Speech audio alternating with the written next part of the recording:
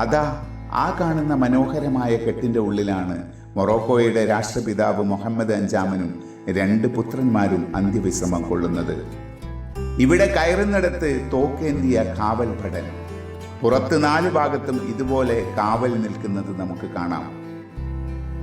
ഉള്ളിലേക്ക് കയറിയാൽ താഴെ നടുവിൽ കാണുന്നതാണ് മൊറോക്കോയുടെ പ്രഥമ പ്രസിഡന്റും രാഷ്ട്രപിതാവുമായ മുഹമ്മദ് അഞ്ചാമൻ രാജാവിൻ്റെ മക്ബറ.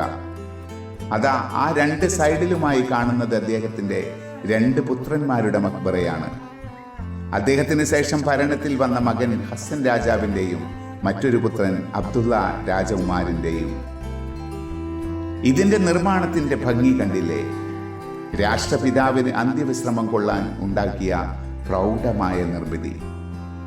ഇവിടെ 4 മൂലയിലും ഓരോ കാവൽ ഭടന്മാരുണ്ട്.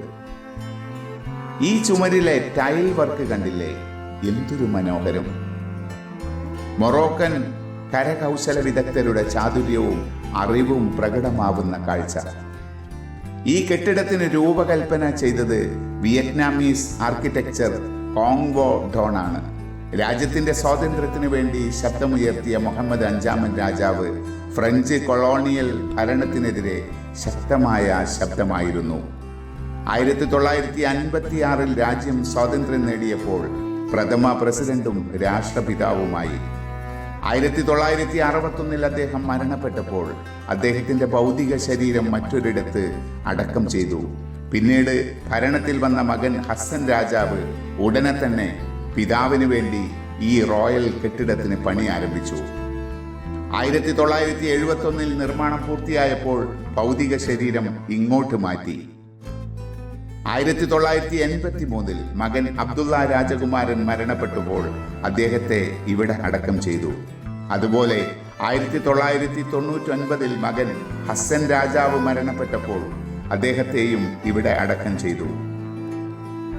ആ ദൂരെ കാണുന്നത് മുഹമ്മദ് അഞ്ചാമൻ ടവറാണ്. 250 മീറ്റർ നീളമുള്ള ആ കെട്ടിടത്തിന് 55 നിലകളുണ്ട്. റോക്കറ്റിന്റെ ആകൃതിയിൽ നിർമ്മിച്ച ആ കെട്ടിടം മൊറോക്കോയിലെ ഏറ്റവും ഉയരം കൂടിയതും ആഫ്രിക്കയിലെ ഏറ്റവും ഉയരം കൂടിയ 3ാമത്തെ കെട്ടിടവുമാണ്. ആഡംബര ഹോട്ടലുകൾ, വാണിജ്യ സ്ഥാപനങ്ങൾ എല്ലാം അതിൽ ഉണ്ട്. എന്തായാലും ഈ ഒരു ഏരിയക്ക് വല്ലാത്തൊരു ഭംഗി തന്നെയാണ്. ഈ സ്ഥലത്തോട് യാത്ര പറയുന്നതിന് മുമ്പ് ഒന്നിച്ചൊരു വീഡിയോ